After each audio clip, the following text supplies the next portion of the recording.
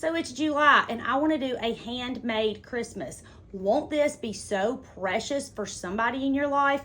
On the front of a t-shirt, a sweatshirt, the back of a jean jacket, a throw pillow, a pillowcase, a placemat, and made with this simple template. Let's go make it. But first, always remember to share this so it will save to your profile and you can find it when you're looking for it again later. When I was at Missouri Star and I did my MSA, my classes at Missouri Star Academy, there was some people there who said they'd never worked with a template. So I'm going to show y'all how to make some things with a template. Now this is an acrylic template from Missouri Star Quilt Company. It's the orange peel template. And I cut these pieces out. Do you see that? So I cut them out of a few different fabrics and then I just laid them down in the shape of a flower. You can use this orange peel template for a whole bunch of different patterns. This is just the one that I chose because I thought it would be precious on the front of a t-shirt. So y'all have all the questions about applique and I'm going to walk you through how I do it. Now, if I were putting this on a quilt and I wanted it to be clean, not raw edge, then what I would do would be zigzag all the way around on top of a quilt block. Now this is some flannel because I'm going to put it on the top of a t-shirt, on the front of a t-shirt, but if it was a quilt block, this would be cotton. And I would just zigzag around all of the raw edges, okay? If I wanted it to be a raw edge applique, then I would just straight stitch. That's what I'm gonna do, is I'm gonna straight stitch mine onto this flannel, and then we're gonna cut it out and put it on a t-shirt. Now I'm just using a cream colored thread. If this were navy or something really dark, maybe I would change my thread color, maybe I wouldn't. It really all depends on my mood. Now, if you change your thread color, it blends in with your fabric. If you don't, you can see it. And sometimes I don't mind seeing it, and sometimes I do. Today, we're just gonna use a cream color because that's what I have currently. Let me show you. That's what I have on my thread spool, and so that's what I'm using. And I'm just gonna straight stitch all the way around the entire applique close to the raw edge. I'm gonna stitch almost like a top stitch, about 1/8 of an inch from the edge. I'm gonna back stitch when I start and when I stop because my grandma said so.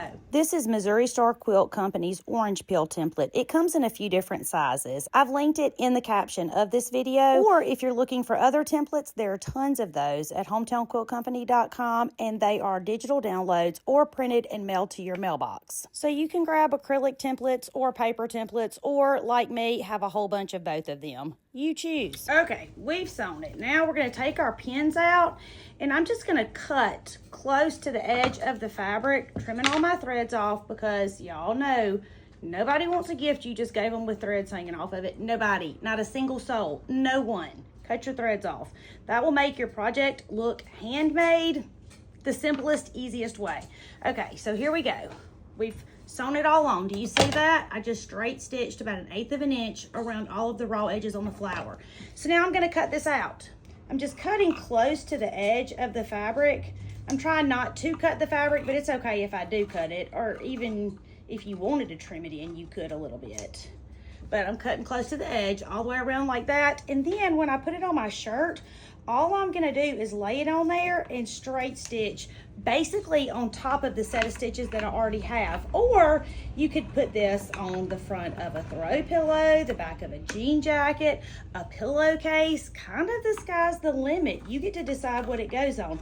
But applique is super easy, much more intimidating than it is difficult. So I'm super excited for you to try one because I know you've been wanting to try one, but you're like, I don't know if I can do that. Trust me, you can. This is an orange peel template and it comes in a bunch of different sizes. I'm not even sure what size this one is or if it says. Oh, it says small orange peel template. So this is the small size and it has your seam allowance built in. You see how it's flat on the ends? So if you sewed from here to here, when you cut it out, you have these flat pieces, so your seam allowance is already built in. Now, whenever I cut mine out for this flower, it still has the flat pieces, but I don't care. I like it.